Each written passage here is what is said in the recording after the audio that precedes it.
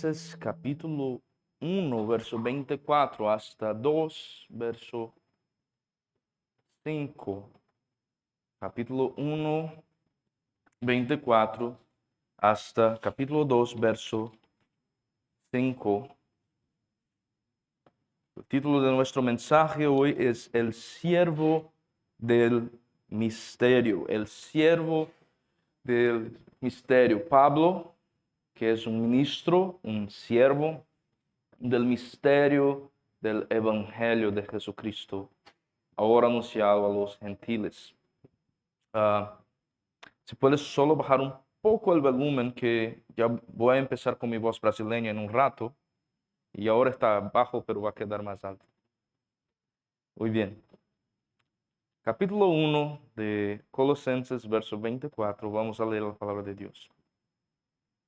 Ahora me gozo en lo que padezco por vosotros y cumplo en mi carne lo que falta de las aflicciones de Cristo por su cuerpo, que es la iglesia, de la cual fui hecho ministro según la administración de Dios, que me fue dada para con vosotros, para que anuncie cumplidamente la palabra de Dios, el misterio que había estado oculto desde los siglos y edades, pero que ahora ha sido manifestado a sus santos, a quienes Dios quiso dar a conocer las riquezas de la gloria de este misterio entre los gentiles, que es Cristo en vosotros, la esperanza de gloria, a quien anunciamos amonestando a todo hombre y enseñando a todo hombre en toda sabiduría, a fin de presentar perfecto en Cristo Jesús a todo hombre, para lo cual también trabajo, luchando según la potencia de Él, la cual actúa poderosamente en mí. Porque quiero que sepáis cuán gran lucha sostengo por vosotros y por los que están en la Odisea y por todos los que nunca han visto mi rostro, para que sean consolados sus corazones unidos en amor, hasta alcanzar todas las riquezas del pleno entendimiento, a fin de conocer el misterio de Dios, el Padre, y de Cristo, en quien están escondidos todos los tesoros de la sabiduría y del conocimiento. Y esto los digo para que nadie os engañe con palabras persuasivas, porque aunque estoy ausente en cuerpo, no obstante en espíritu estoy con vosotros, gozándome y mirando vuestro buen orden y la firmeza de vuestra fe en Cristo. Permítame una breve y corta oración. Señor Dios, ayúdanos por el Espíritu Santo a comprender, tener nuestros ojos, oídos abiertos para la palabra de Dios aplicada a nuestros corazones. Amén. Muy bien, la semana pasada vimos que la preeminencia de Cristo, que Él es el primero, sobre toda la creación, sobre toda la redención, es lo que debe dar a nosotros ánimo, y no solamente ánimo, pero también camino, dirección en esa vida. En la semana anterior tratamos de cómo el Evangelio, que es poderoso, el verdadero Evangelio, en contra de las falsas enseñanzas que Pablo va a tratar después en ese mismo capítulo 2. Pero la primera vez que traté de Colosenses, el poder del Evangelio fructifica. Aquí Pablo hace algo un poco diferente. Va a tratar, quizás otro título para el mensaje podría ser Ministerio y Misterio. Va a tratar de su ministerio, su servicio, su llamamiento como apóstol para proclamar el misterio del Evangelio de Dios, que estuvo oculto, pero que fue el plan de Dios en los últimos tiempos, como dice Hebreo capítulo 1, versos 1 a 4. Dios habló a nosotros de muchas maneras en los tiempos antiguos. Habló con los padres por medio de los profetas, tipos, figuras, pero ahora habla con nosotros por medio del Hijo, que es el resplendor de la gloria de Dios. Y ahora, la palabra de Dios, clara en el Nuevo Testamento, es que el Evangelio es para judíos y gentiles. Ese misterio de Dios de proclamar el Evangelio a gentiles, que ya fue anticipado en el Antiguo Testamento, ya fue una realidad, pero es una realidad mucho más gloriosa, llega al pueblo de Dios por medio del ministerio de Pablo. Ministerio y misterio. Muy bien, pero Pablo, como ya vimos en la escuela dominical más temprano y como sabían los colosenses al recibir esa carta, Pablo estaba escribiendo como un ministro del misterio del Evangelio de Cristo desde una prisión. Y la pregunta que los de Colosas, los colosenses iban a tener en alguna medida en sus corazones, quizás fue, ¿por qué el mensajero del movimiento más poderoso de la historia opera encadenado? Si Jesucristo es tan glorioso como Pablo dice ser, porque es su más grande representante, su ministro, su apóstol, está en cadenas. Y quizás esa fue una objeción a veces más fuerte aún para los de Corintios, que van a pensar en gloria humana, pero fue algo que Pablo quiso tratar también aquí en Colosenses. Pablo empieza verso 24 no diciendo que sus cadenas son vergüenza, pero con gozo, diciendo que ahora me gozo en lo que padezco por vosotros. Y en ese texto, mientras vemos el ministerio de Pablo en proclamar el misterio de Dios a los gentiles, aprendimos que Dios revela su misterio del evangelio a menudo, frecuentemente, a través del ministerio más sufrido, del ministerio más costoso. El camino de la cruz es el opuesto de lo que el mundo piensa.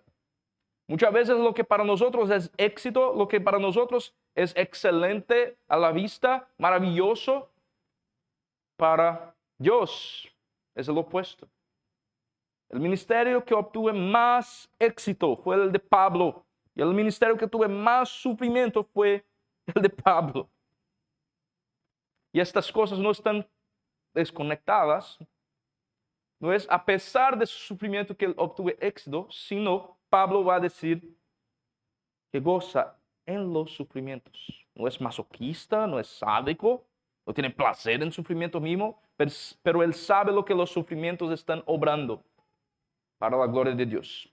Así que vamos a ver en nuestro texto que Dios revela su misterio, voy a repetir, Dios revela su misterio más profundo del Evangelio frecuentemente a través del ministerio más costoso o más sufrido. Vamos a ver eso hoy.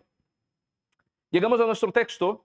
Voy a anunciar los puntos mientras avanzamos con el texto, pero el contexto aquí, esta sección ya hace la transición de empezar hablando del evangelio que fructifica, el himno cristológico que tratamos, y antes de tratar de confrontar los errores que va a confrontar en versos 6 hasta el final del capítulo, vamos a tratar de eso en un próximo mensaje.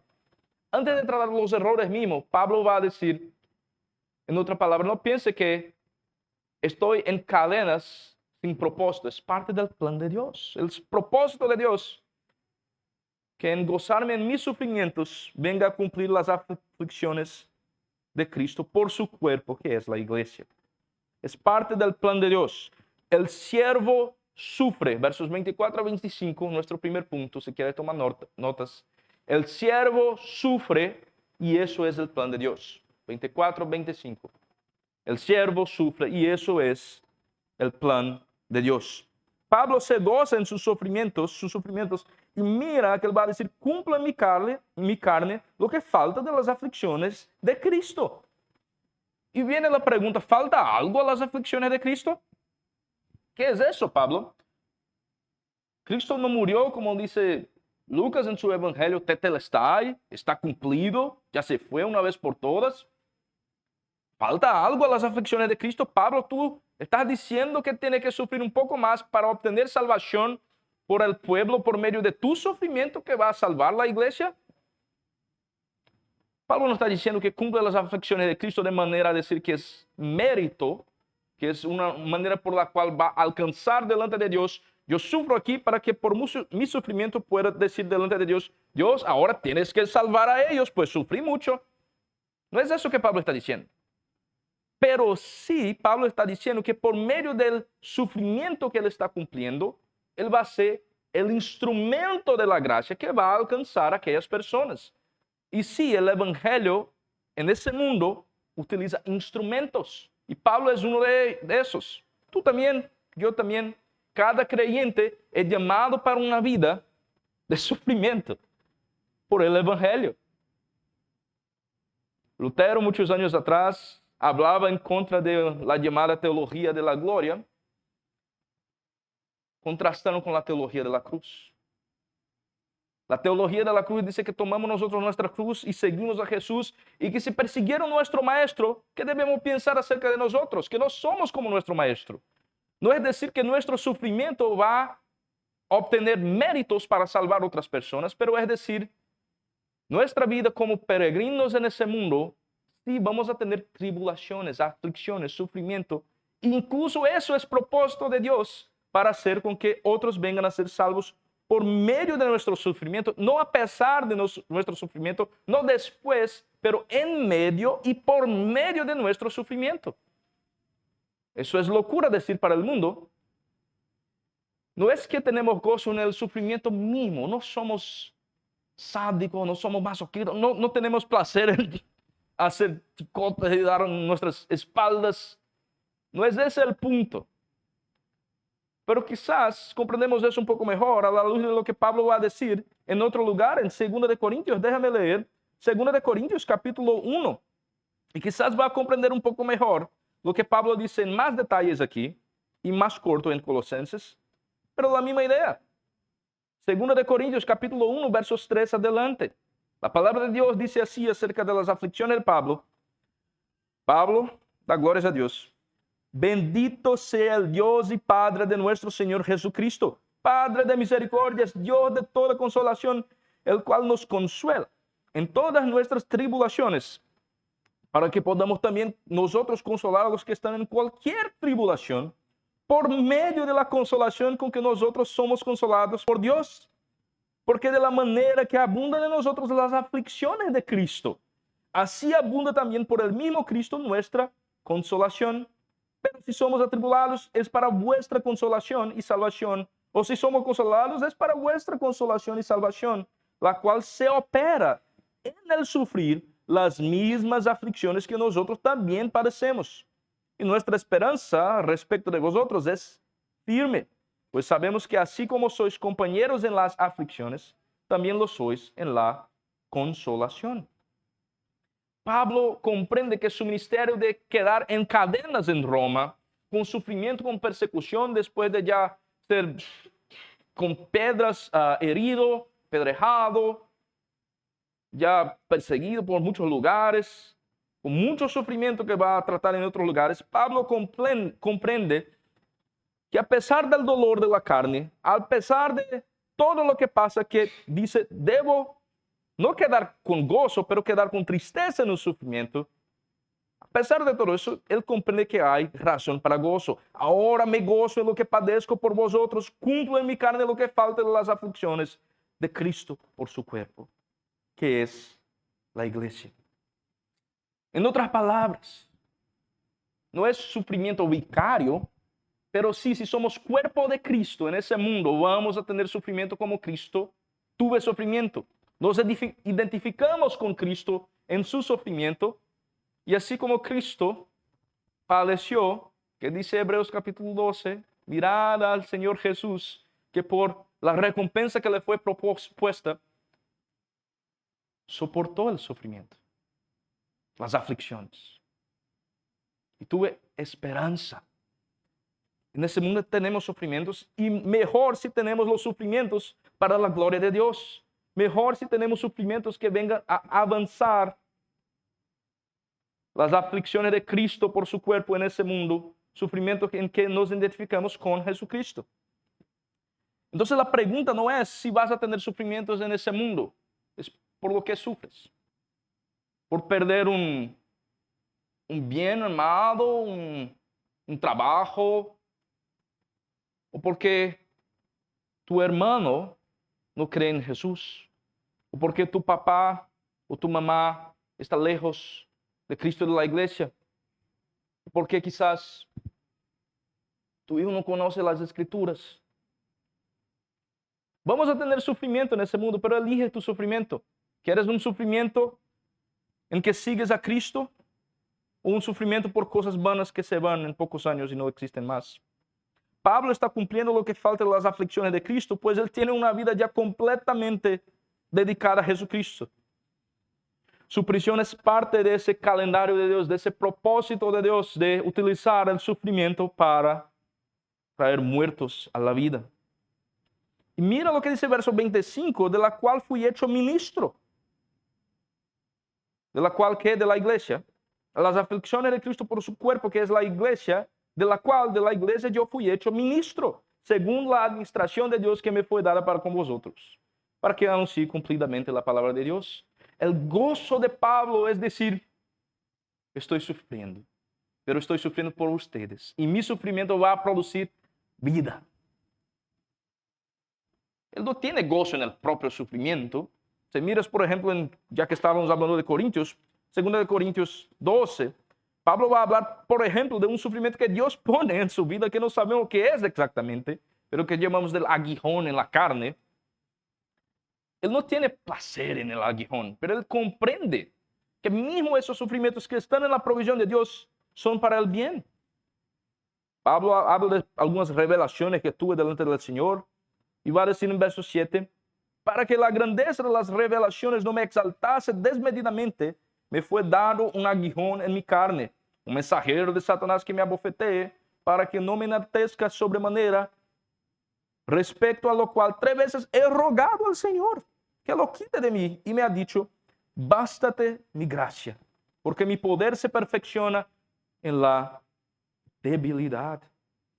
Por tanto, de buena gana me gloriaré más bien en mis debilidades, para que repose sobre mí el poder de Cristo, por lo cual, por amor de Cristo, me gozo en las debilidades, en afrentas, en necesidades, en persecuciones, en angustias, porque cuando soy débil, entonces soy fuerte.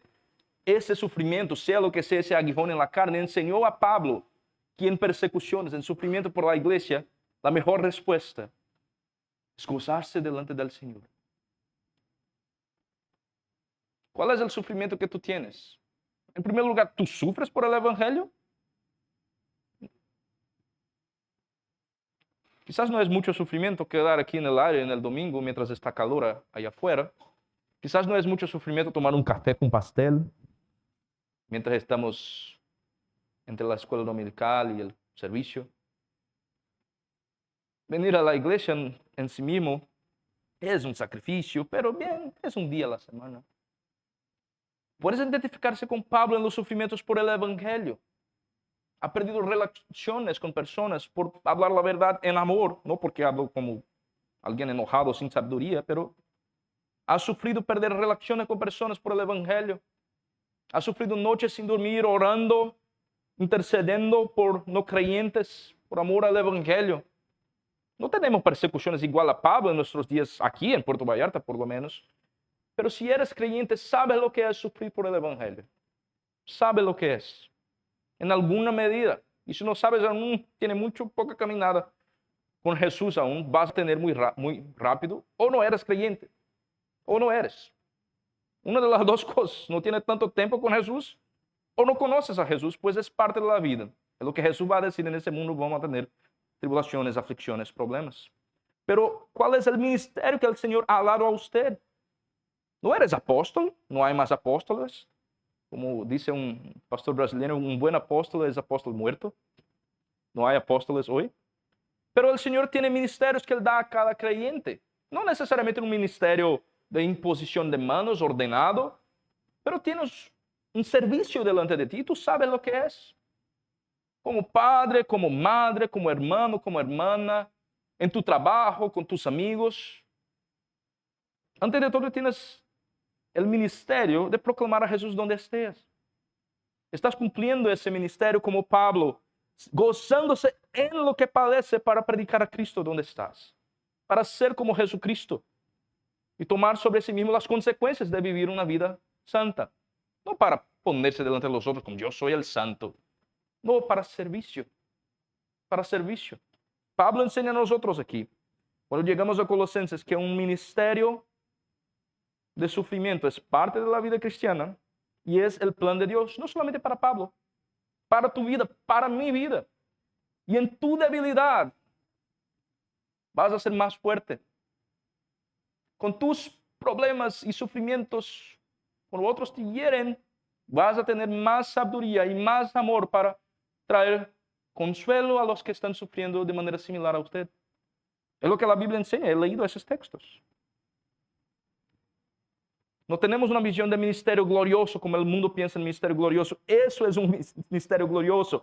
Pablo en cadenas, proclamando el evangelio con gozo en medio de sufrimientos, hablando de Cristo a creyentes en el otro lado del mundo, sufriendo con tentaciones, pero con gozo. No quiere decir que las cadenas no van a doler, no tiene dolor en las cadenas. No quiere decir que no es, a veces en días Pablo no tenía sus aguijones para luchar en contra. No quiere decir que está siempre riendo, pero hay gozo en el corazón profundo por saber que sus sufrimientos tienen propósito. Y un propósito mucho más además que ganar una promoción en el trabajo, ser una persona importante en el mundo. Salvar almas. Pero el ministerio se revela, versos 26 y 27, por medio de la iglesia. 26 y 27, el misterio se reveló y ese misterio revelado es evidente en la iglesia. Pablo va a decir que el misterio que estaba oculto, había estado oculto desde los siglos y edades, pero ahora ha sido manifestado a sus santos. 27, a quienes Dios quiso dar a conocer las riquezas de la gloria de este ministerio entre los gentiles. Ese es el misterio. Cristo en vosotros, la esperanza de la gloria. Pablo es ministro del ministerio. Su servicio es proclamar ese evangelio que una vez estaba más oculto, que Dios tenía ese plan maravilloso de expandir el evangelio a los gentiles de una manera grandiosa, y ahora es obvio, y su trabajo es proclamar ese misterio revelado.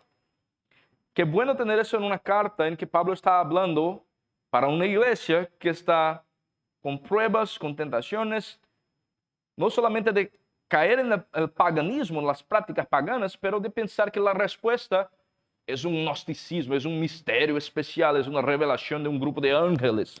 Vamos a tratar de eso mejor en el próximo capítulo, pero para adelantar, habían falsos maestros que estaban enseñando que la respuesta para tratar de los apetitos de la carne es buscar ese servicio, ese culto a ángeles, un culto especial que solo algunas personas especiales tienen acceso.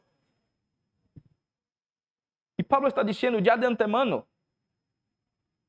Dios quiso dar a conocer, fue el propósito de Dios revelar no a un grupo especial, sino a judíos y gentiles que Jesús Cristo es la verdad, camino, verdad y vida, y que Él es suficiente para todo. En Cristo Jesús hay la esperanza de la gloria. La esperanza de la gloria.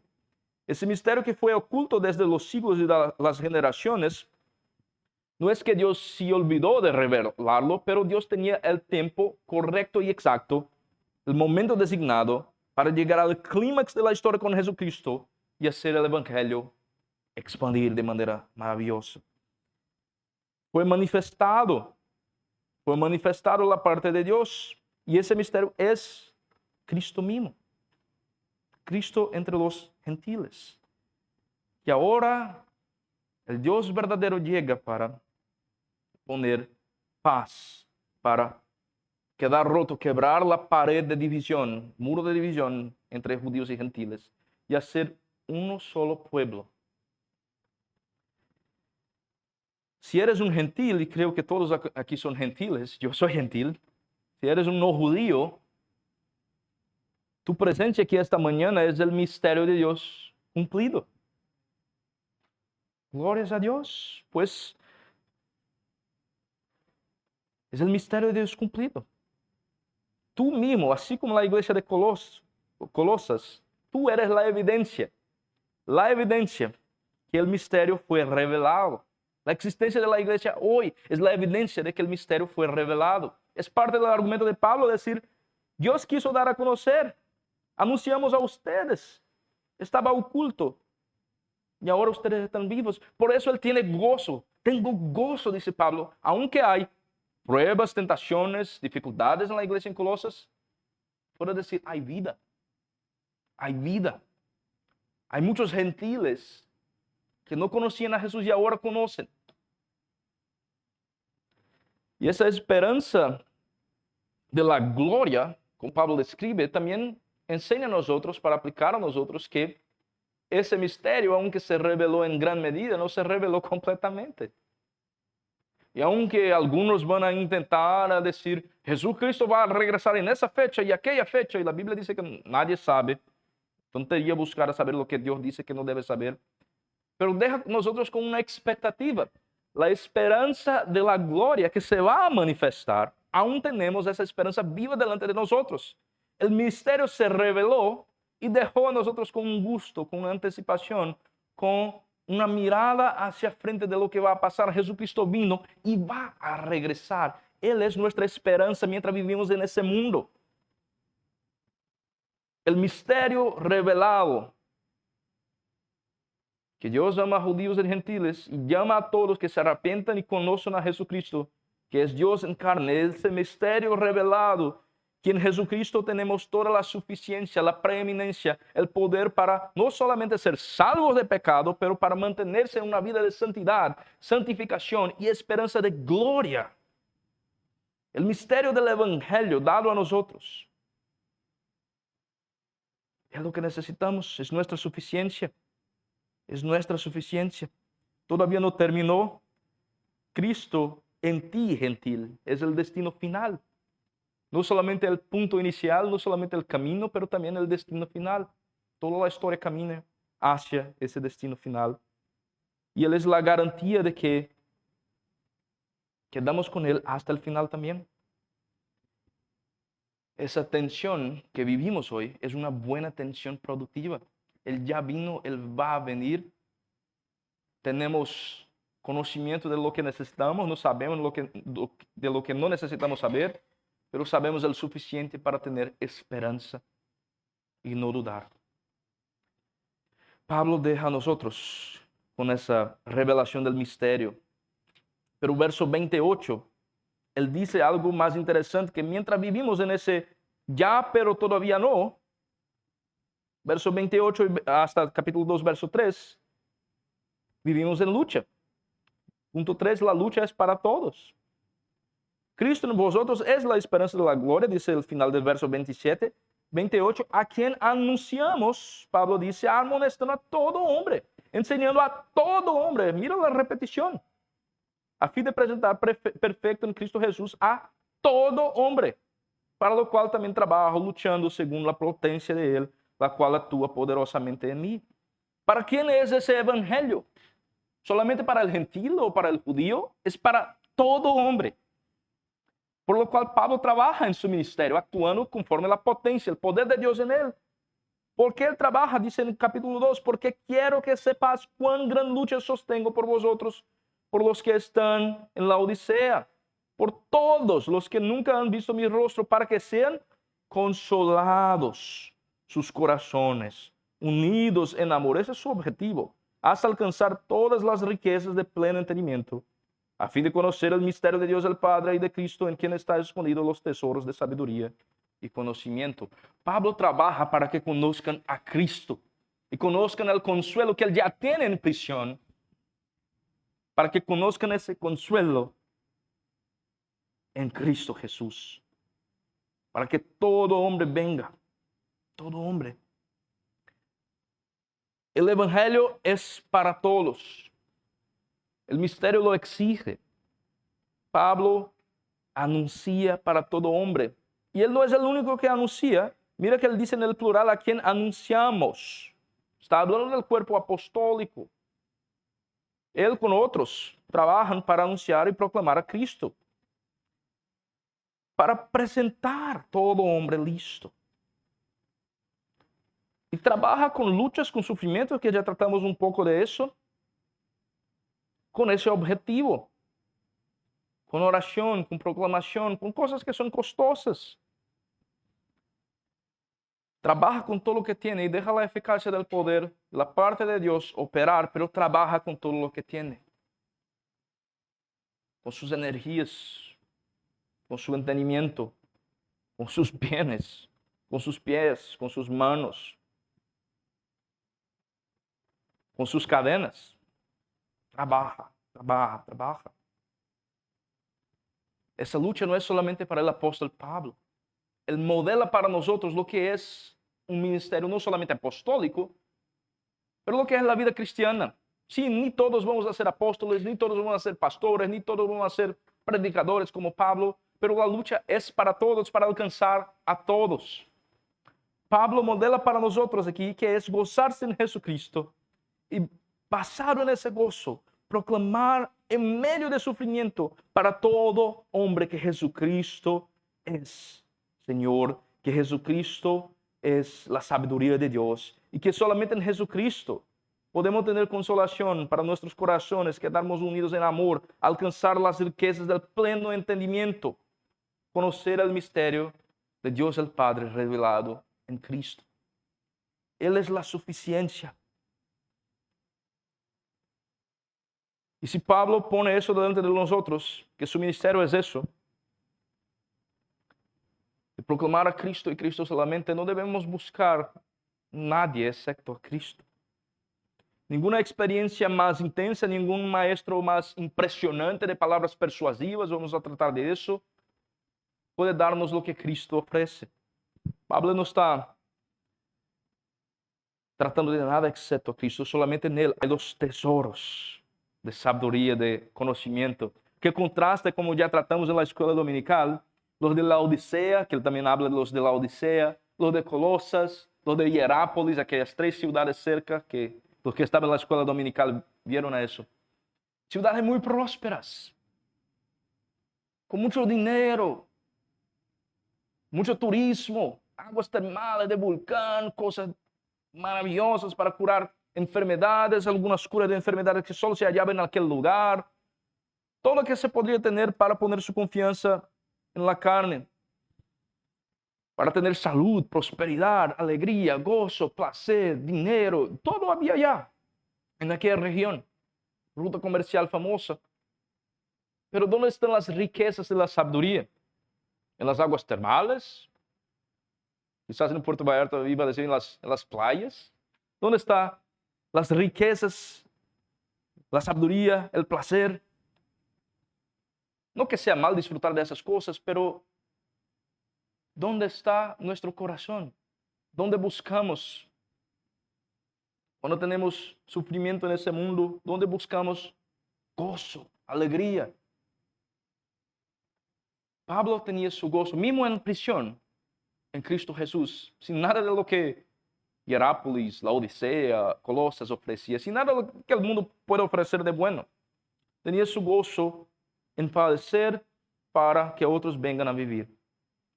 Y aquí tenemos que esa lucha es no solamente para Pablo, sino para todos, para alcanzar a todos y para que todos alcanzados vengan a vivir como Pablo, proclamando el evangelio, luchando según la potencia de Dios, aunque débil, fuerte. La potencia de Él que actúa en mí. Leemos ya, Pablo dice, de su aguijón en la carne, cuando soy débil, soy fuerte. Y así lo es para todo creyente, no es solamente para Pablo. Qué bueno es ser débil. Qué bueno es ser débil y saber que nuestro poder está en Dios. Qué maravilloso es saber que no es mis palabras persuasivas, mi conocimiento, mi sabiduría, mi dinero, mi capacidad de ir a un médico y hacer eso y hacer aquello, pero que el Dios que cura enfermedades, el Dios que tiene poder, el Dios que proclama la verdad para nosotros, es lo que actúa en mí, aunque sea débil, su poder actúa poderosamente en mí. Que todo creyente pueda decir eso. Eso no es exclusivo para Pablo. Y aquí hay poder verdadero. No de tener experiencias espirituales con ángeles, no. El poder verdadero que cambia un narcotraficante en un predicador del evangelio. El poder verdadero que cambia un hombre adúltero en un hombre que ama a su esposa y es fiel. El poder verdadero que cambia un hombre o una mujer viciado en los placeres de este mundo en alguien que ahora tiene gozo y alegría de servir a Jesús y con los sufrimientos que ya pasó y obtuve consuelo, ahora trae consuelo a otros. El poder actúa poderosamente en Pablo, actúa poderosamente en todo creyente. Y Pablo dice, yo quiero que sepas cuán gran lucha sostengo por vosotros. No para ponerse como alguien muy importante o para decir, porque estoy sufriendo, tiene que tomar atención, sino para que la iglesia de Colosas venga a conocer La vida cristiana es así. Es otra manera de decir, así como yo imito a Cristo, imiten a mí. Como Él hace en otros lugares de manera obvia en Corintios. Y así lo es. Así lo es. ¿Cuál es tu expectativa de esa vida? ¿De que no vas a tener lucha? ¿De que va a ser bien simple? ¿De que va a ser bien tranquilo? Vengo a la iglesia, hago mis oraciones, leo la Biblia vez o otra. La vida va bien.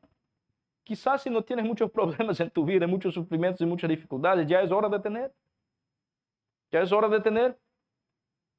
No para que pueda tener dificultades en sí misma, para amar dolor y sufrimiento, para que pueda aprender lo que es depender del poder que actúa poderosamente. Y solo actúa cuando somos débiles. Solo actúa cuando somos débiles. Cuando somos muy fuertes, estamos lejos de ese poder. Estamos muy suficientes en nosotros mismos. Pero ese ministerio, que es lucha para Pablo y para los creyentes que deben imitar a Pablo en buscar las riquezas del pleno entendimiento de Cristo. También dice algo para nosotros en versos 4 y 5. El ministerio protege. Pablo dice, esto los digo, esto todo lo que les expliqué, los digo para que nadie os engañe con palabras persuasivas. Porque aunque estoy ausente en cuerpo, no obstante en espíritu estoy con vosotros gozándome y mirando vuestro buen orden y la firmeza de vuestra fe en Cristo. Lo que quizás puede sonar como una amonestación de alguien que no tiene tanto amor, mientras Pablo dice a ellos, tienen que mirar solamente a Cristo, no esas otras cosas que quizás están mirando. Pablo deja claro, esto los digo, pues estoy preocupado con vosotros. Tengo una preocupación, que nadie vos engañe con palabras persuasivas y yo os amo. Ya me gozo con ustedes, ya tengo gozo de ver su buen proceder, su buen orden, su firmeza en Cristo. Yo sé que tienen una firmeza de vuestra fe en Cristo. Al mismo tiempo, no piense que no son vulnerables a los ataques del enemigo. Por eso, tengan cuidado con palabras persuasivas. No piensen mucho alto de ustedes mismos. Pero yo os amo y tengo preocupación que palabras persuasivas pueden llegar, malas enseñanzas, vamos a tratar de estas malas enseñanzas en el próximo mensaje en detalles, pueden llegar y desviarlos del camino recto. Esto os digo para que nadie os engañe.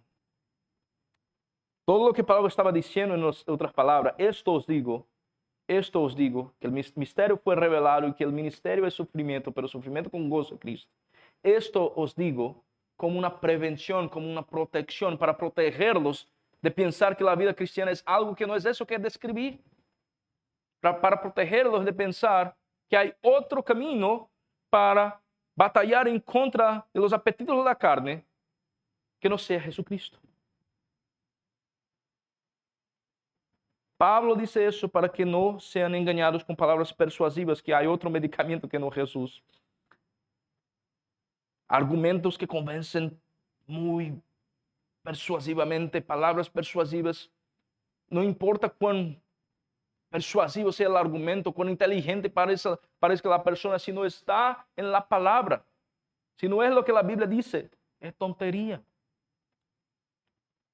Estamos leyendo nuestra lectura diaria en nuestra casa Isaías 8, creo que dice, en Isaías 8, si no está conforme la ley y el testimonio, no es. Y así lo es en el Antiguo y Nuevo Testamento, si no es conforme la palabra de Dios. No me interesa cuán persuasiva pueda ser la enseñanza de un maestro, de un liderazgo, de un pastor, de quien sea. Las personas pueden especular, pensar, crear maneras muy aparentemente nuevas e inteligentes de explicar la Biblia que no tienen nada que ver con la Biblia dice. ¿Cuál es tu trabajo, creyente? Bereano. Tiene que ser un bereano. Tomar la Biblia y checar. Todo lo que estoy diciendo en esa práctica, no crean en mí, crean en la palabra. Chequen todo. Ni pienso que soy muy persuasivo, pero sí. Si escuchan mis palabras de manera persuadirlos para hacer eso, para hacer aquello, para creer en eso y no creer en aquello, tiene que ver conforme la palabra, no conforme la persuasión del argumento. Puedes soñar muy bien, pero hasta que cheque la palabra, no vas a saber si es verdad o no. Y el argumento de Pablo es que aunque argumentos persuasivos puedan venir, tienen que estar firmes en Cristo. Él ya está gozando la firmeza de la fe de ellos en Cristo. El gozo es de mirar el buen orden y firmeza de vuestra fe en Cristo. Siempre lo es en Cristo. Por eso que Pablo está preocupado mucho más en exponer a Cristo. Parte a veces de la dificultad de predicar el libro de Colosenses es no saber exactamente lo que es la herejía o la falsa enseñanza. Parece ser un sincretismo, una mezcla de judaísmo con paganismo. Pero lo que Pablo también no dice, también instruye a nosotros. Pablo no está tan interesado en tratar en detalles la herejía. Lo que Pablo no dice también enseña algo. Pablo está interesado que vengamos a conocer a Jesucristo y su suficiencia, y conociendo muy bien a Cristo, sí, vamos a identificar lo que es falso. Por eso palabras persuasivas no van a tener efecto en los creyentes que están bien equipados, bien firmes, con un buen orden y una fe en Cristo. Tienes que conocer a Cristo. Tienes que conocer al Señor Jesús, su obra, su vida, su muerte, su resurrección, la enseñanza de la Biblia acerca de él en el Antiguo y el Nuevo Testamento, para que quedes firme y con buen orden. Así que no debes evaluar lo que escuchas de enseñanza, sea en esa iglesia o donde sea, basado en cuán persuasivo suene, sino es conforme las Escrituras. Es eso que la Biblia habla acerca de Cristo. Y tú tienes una mente para pensar, para cuestionar, para preguntar. Y no es ofensa preguntar cosas para pastores, aman preguntas. Pero siempre debes tratar de buscar a comprender las cosas bien. Y pensar y reflexionar para que todos vengamos a reflejar a Cristo. No evalúes lo que escuchas por cuán elocuente suena, sino por esto. ¿Me lleva más profundo en Cristo? ¿O me mueve hacia otro centro? Y esta carta mismo es la presencia apostólica de Pablo entre ellos aquí. Pablo no está entre nosotros, pero aunque Pablo no está más entre nosotros, su testimonio apostólico es autoritativo hasta hoy. Otra razón por la cual debes tomar en cuenta el testimonio de las Escrituras. Así que Pablo encerra todo eso también como empezó con gozo. Aunque estoy ausente, no obstante en el Espíritu estoy gozándome con vosotros. Llegamos al fin de ese mensaje con la misma pregunta que escuchamos al principio. ¿Por qué quizás debo escuchar un hombre que está en cadenas? Porque el más poderoso apóstol, ministro del Evangelio de Jesucristo está en cadenas, debo escucharlo.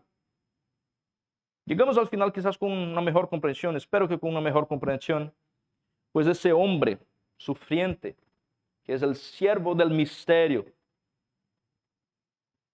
el siervo del Evangelio, con su sufrimiento, por medio del sufrimiento, no a pesar, pero por medio del sufrimiento,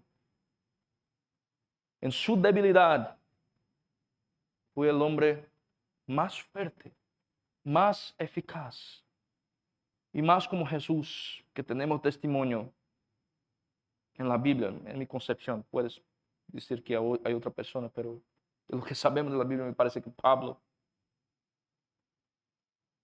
Si quieres ser como Pablo, para imitar a Pablo, así como Pablo imitaba a Cristo, debes imitarlo también en su sufrimiento. Y así no es difícil comprender por qué debemos seguir las palabras de un hombre que estaba en cárcel, en prisión. Pues en prisión ese hombre estaba muy cerca de Jesús. El sufrimiento del siervo no contradice el poder del misterio. Su ministerio sufriente no contradice la gloria del misterio del Evangelio, sino añade a eso. Sino es parte del propósito, el modo en que llega al ministerio el misterio a ser proclamado. Siempre lo ha sido. Ya vimos la semana pasada que Cristo es suficiente. Cristo fue suficiente para Pablo aquí también. Esa semana, la pregunta con que encerramos es que si Pablo miraba a la iglesia de Colosas y decía que estaba con gozo, ¿cómo mirar Pablo a nosotros? ¿Cómo iba a ser si Pablo miraba a nosotros? ¿Iba a decir que está con gozo? ¿Una alegría de ver a nosotros en nuestra firmeza en Cristo? Si Cristo es suficiente, Él es suficiente mismo en medio de sufrimientos. Y no la mirada de Pablo, vamos a quedar más, además allá, vamos a preguntar, ¿cómo iba Cristo a mirar a nosotros? ¿Cómo Él miró a la iglesia de la Odisea? ¿No son muy fríos o ni calientes? Son mornos. Voy a vomitarlos de la boca, dice Jesús. O iba a decir, como dice a otras iglesias, ustedes están firmes. Me gozo en su sufrimiento. Que vengamos a preguntar eso a nosotros, como iglesia, como creyentes individuales, y buscar estar delante de Dios en prosperidad, que no es pecado tener prosperidad, pero en sufrimiento quizás, siempre firmes y en el buen orden delante de Dios. Vamos a orar.